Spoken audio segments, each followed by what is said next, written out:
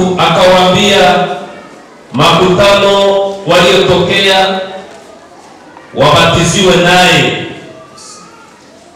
Uzao wa nyoka, nani aliyewaonya ninyi kukimbia hasira itakayo kuja? Tuongeze kadogo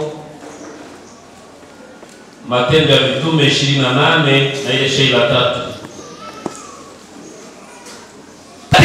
Mungu anaita watu wanakuja wengi, lakini mnakuja kana manyoka, lakini Mungu iko na uwezo ya kugeuza nyoka. Amen. Ya kugeuza nyoka. Yohana akasema, enyi kizazi ya nyoka. Sasa nikiingia hapa kwa Matendo ya Mitume, Paulo naye wakati ameenda kutafuta makuni, mwile makuni lako ukakuja nyoka. Najua hakuna kunyeweza kimbilia nyoka. Walikuwa kama nyoka. Nyoka! Yohana kaona anahubiri alifikiri kutakuja watu wazuri. Akaenda kaona kumetokea nyoka. Nyinyi manyoka. Nyinyi na manyoka na nyinyi mnakuja kutubu. Lakini Yesu ni wa mzuri. Anayekuja kwake Yesu anampokea.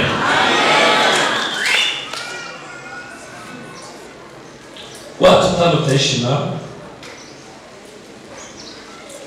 Mtu wa kwanza ni mtu mwenyewe anaweza kukupa ndani, wakisha ipima ndani ya moto wakununua, hana mashaka tena na wewe. Yesu hatakuwa na mashaka na wewe, sababu utakuwa umetengenezwa ndani ya moto. Kanisa linatengenezwa ndani ya moto. Usiwe mkanisa na huna kikundi. Tunataka kupunguza hivi. Kama Mungu amekuweka ndani ya moto, utalelewa mule. Nipunguze nikisema watu 5 wenye utaishi nao katika ile kikundi, katika ile moto yupo nayo.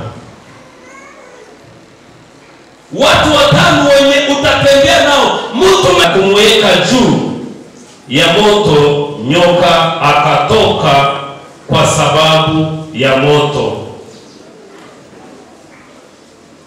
akafungana na mkono wake. Amena. Nyoka aliyekuuma alitokea wapi? Yohane alienda fundisha, alienda kuita watu ili waweze kubatiziwa, akapatwa na shida.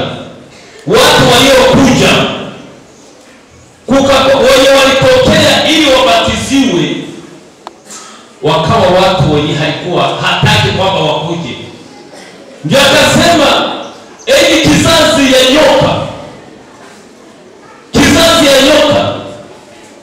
Najua haiko kwepesi. Wakati unaenda kuhubiri, inafika wakati unaenda kubatiza, unakutana mtu mwenye sote alikurogea ama alikuroga naye alitubu, anakuja mwenye watabatiziwa. Unaweza sema nimekubatiza, lakini wewe ni kizazi ya nyoka. Sasa Yohana wakati ameona, akaona wale watu wenye wamekuja kubatiziwa, akasema hawa watu hawa, hizi nyoka, sikukuwa nataka hizi nyoka. Najua wakati Mungu anaita watu wanakuja wengi, lakini mnakuja kana manyoka, lakini Mungu iko na uwezo ya kugeuza nyoka. Amen. Ya kugeuza nyoka. Yohana akasema, enyi kizazi ya nyoka.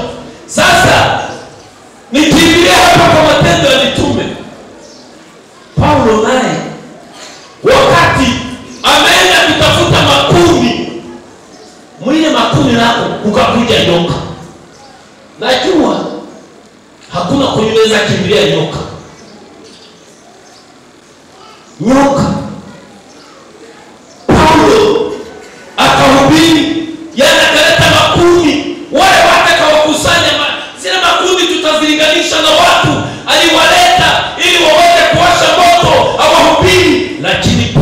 wale watu mlikuwa nyoka. Hakuna kundi yenyewe kwake na nyoka. Lakini nashukuru Paulo akafanya hivi, akakamata hiyo nyoka. Biblia inasema akaitingizia moto.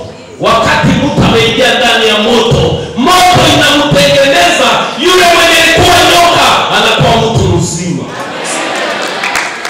Najua kwenye huko kikundi korale ni moto, lakini mule moto, mwile moto ile korale, Mungu anaweka ndani nyoka ili zile nyoka zitengenezewe ndani ya makorale. Mkorale yenu mko nyoka, lakini mwache ile nyoka na ibaki pale, Mungu ataitengeneza. Nyoka ikisha haduka ndani ya moto, Biblia inasema tutapitishwa ndani ya moto. Dhahabu yani oro inapitishwa ndani ya moto ili iweze kupimwa iwe oro nzuri yenye kila mtu atatamania.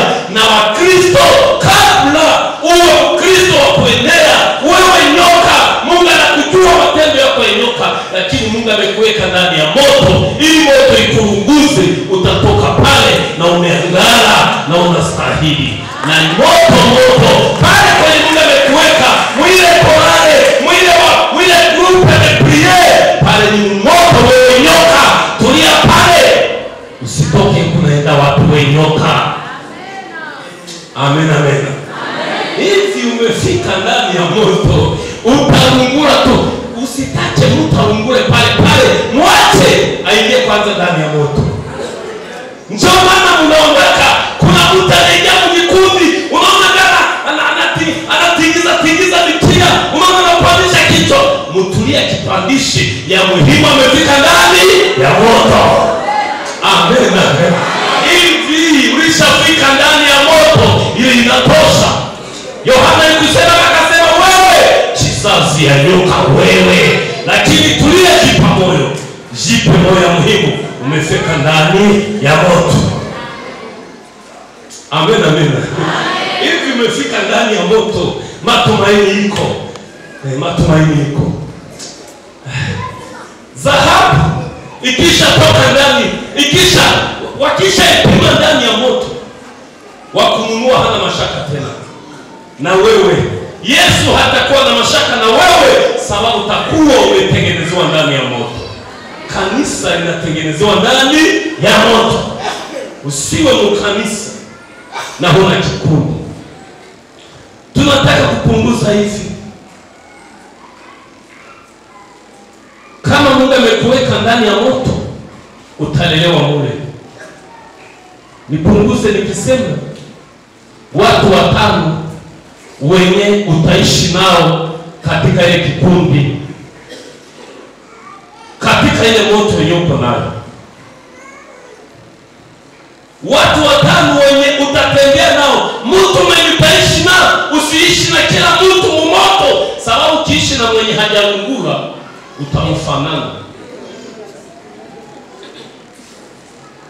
Lakini nataka tu niseme watu utatembea nao, utaishi nao mwenye moto pale kwenye huko. Na ulishauma watu wengi, nyoka, kizazi ya nyoka. Na usichekate mwenzako sababu wewe ulikuwa mshidia kuuma watu. Wewe mwenye amekuona pale sasa umefika mmoto, anaweza waza ndio ulikuja, ulikuoka mbaya kushinda mwenye watawatezewa leo. Wewe mwenye napigwa zamani ndio inaweza kukusema, lakini pole, kuwa huko vile ni sababu uliwekwa ndani ya moto. Imekuchoma wewe, imekutengeneza, na leo umekuwa na picha, na wengine wamepata majina. Leo ni waevangeliste, ni wahubiri, ni wanabii, ni wachungaji, ni wapasteri. Sababu gani? Wamepita ndani ya moto. Wamepita ndani ya moto, lakini walikuwa kama nyoka. Nyoka Yohana kaona anahubiri alifikiri kutakuja watu wazuri, akaenda kaona kumetokea nyoka. Nyinyi manyoka, nyinyi na manyoka na nyinyi mmekuja kutubu, lakini Yesu ni wa mzuri, anayekuja kwake Yesu anampokea.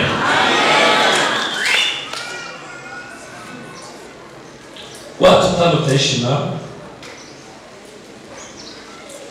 Mtu wa kwanza ni mtu mwenye anaweza kukupa muda, anakusikia. Haiko kila mtu njoo unaweza fika kwake anakupa na dakika moja. Mtu wa kwanza ni mtu mwenye anakupa muda na kusikia. Na ukilia anajua kama uko unalia. Ile machozi yako anaiconsidere. Mtu wa pili ni mtu mwenye anaweza kukwambia kweli hata inaluma kama kisu. Ukiona mtu mwenye anakwambia kweli nasikia inakuluma, ule mtu ishi naye. Ule mwenye anakwambia kweli unasikia na machozi unalia, ule mtu ishi naye. Mimi najua wale ndio wenye nakimbia.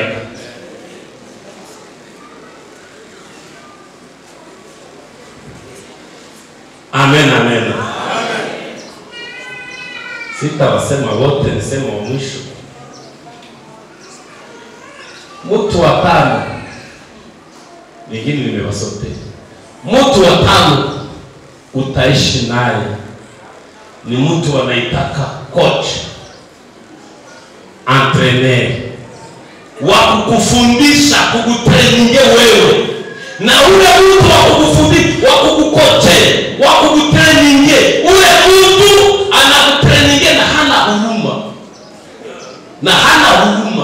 Ya muhimu akufikishe kwenye vision. Kila mtu kuna kwenye Mungu ikampeleka. Ya muhimu akufikishe kwenye Mungu ikampeleka. Upafike huku na vuya, upafike mrisha mnyarumia, lakini ufike kule. Msichana mmoja alikuwa na coach, entraîneur. Na ilikuwa ule entraîneur alikuwa anapenda ule msichana afike ku vision yake. Sasa alikuwa anapenda kuimba sana. Entraîneur akamfundisha nyimbo moja. Akamwambia, wewe msichana, ujifunze hii nyimbo moja tu. Kila mara unairudia. Msichana kairudia, kafanya mwaka anajifunza nyimbo moja, miaka 2 nyimbo moja, miaka 5 nyimbo moja. Kwa mwisho akachoka. Akasema mimi naenda. Akajiendea. Wakati alienda akafika kwenye akacheza mafilme, halikufaulu. Kwa mwisho anatembea, akaona kwenye kuko mashindano ya waimbaji. Na akaingia mule. Alipoingia mule, akasema alikuwa anajua nyimbo moja. Yote alijifunza kwa muda mrefu. Usijifunze vitu vya mingi vyenye umetiliza. Ile nyimbo moja akaingia pale kupodium, akaimba ile nyimbo moja. Alishajifunza na izoea. Akaimba, watu wote wakashangilia na akakuwa wa kwanza. Mkumbuke alikimbia kama mwalimu, ase haiko anamubadilishia. Usipende wa kubadilishia huja kwa mara. Bachia ndani ya moto kwanza. Baadaye pale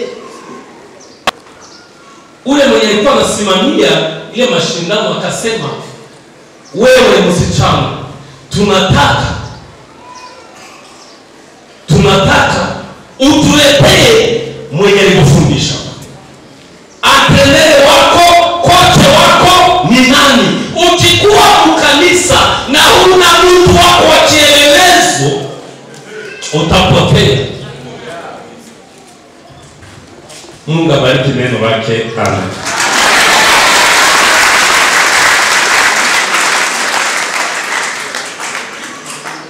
tunataka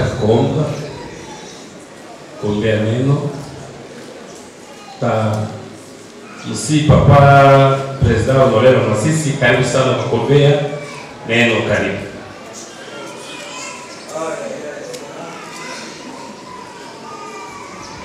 Tuombe. Mungu